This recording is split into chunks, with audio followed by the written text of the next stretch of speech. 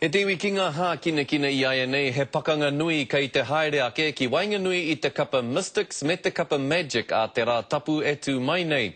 Koe nei ngā kapa poitarawhiti toa o Aotearoa, engari I te tukinga whakamutunga I wainga nui I a rāua I tēnei tau, ko te Magic I toa.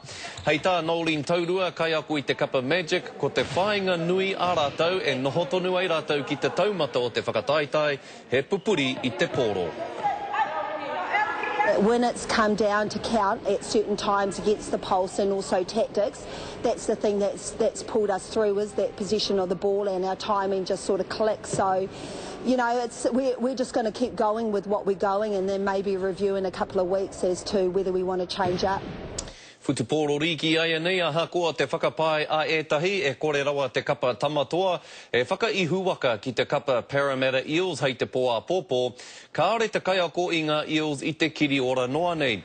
Hei tā Steve Kearney e tika ana kia tūpato ki te kapa tamatoa I te mea I tākoro rātou ki ngā tamatoa I mua I te timatanga o te whakataitai NRL me te aha e mōhio ana ngā Eels he kapa whai puke ngā rātou.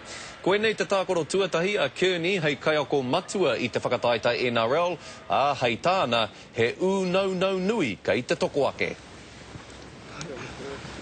I think we've prepared as well as we possibly could have, and we've had a very tough pre-season and had a couple of good trials. So I'm thinking that we're close to getting there.